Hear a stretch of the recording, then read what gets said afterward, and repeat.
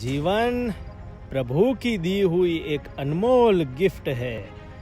यह मानव जीवन को सुबह से ही सुवासित कैसे किया जाए, उसकी एक सांस्कृतिक पद्धति को समझने की कोशिश करते हैं।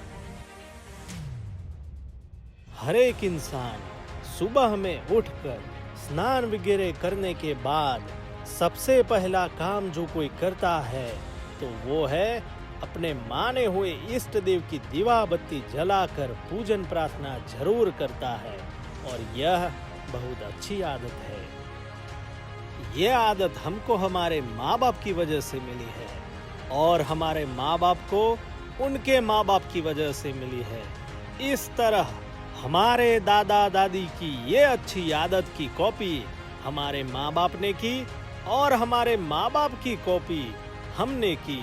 यह बहुत अच्छी आदत है। लेकिन हमारे इष्ट देव की दीवा बत्ती पूजन करने के बाद क्या हमने कभी प्रसाद के बारे में सोचा है? हमें मालूम भी है कि सच्चा प्रसाद कौन सा है। कभी हमने जानने की कोशिश की? सच्चा प्रसाद हमें हजारों साल पहले से ही भगवान श्री कृष्ण ने श्रीमद् भगवद गीता के रूप में दिया है। श्रीमद् भगवद गीता में से एक श्लोक और उसका ट्रांसलेशन प्रसाद के स्वरूप में पढ़ा जाए तो कैसा रहेगा? मैक्सिमम 1 मिनट से ज्यादा टाइम नहीं लगेगा। जब हम मंदिर जाते हैं और मंदिर में हमें जो प्रसाद मिलता है वो तो इंसान ने बनाया हुआ प्रसाद है। यदि वो प्रसाद हम 2 किलो और 4 किलो एक साथ खा लेते हैं तो हमें पता चल जाता है कि हमारी हालत क्या होती है। लेकिन श्रीमद् भगवद गीता यह तो भगवान की दी हुई प्रसादी है। ये तो एक श्लोक 10 श्लोक या पूरी भगवद गीता एक बार 10 बार या बार बार पढ़े तो उसमें हमारा विकास ही विकास है। मैं फिर से रिपीट करता हूँ कि हम जो भी देव देवी को मानते हैं उनकी ही पूजन प्रार्थना करनी है। हम चाहे भगवान श्री राम, भगवान श्री कृष्ण, अम्बे माँ, गणपति बापा, जो भी देव देवी को मानते हैं उनकी ही पूजन प्रार्थना करनी है। हमें इष्ट देव को बदलने की जरूरत नहीं है।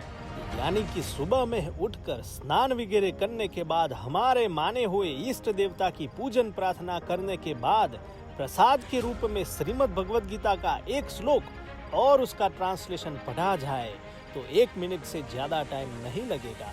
जीवन का अंतिम सत्य यही है कि हमें एक न एक दिन भगवान के पास जाना है। कम से कम हम भगवान को यह कह सके कि हे भगवान, आपकी कही हुई श्रीमद् भगवद गीता हमने जिंदगी भर प्रसाद के रूप में तो पढ़ी है, लेकिन हम हमारे बच्चों को भी पढ़ना सिखा कर आए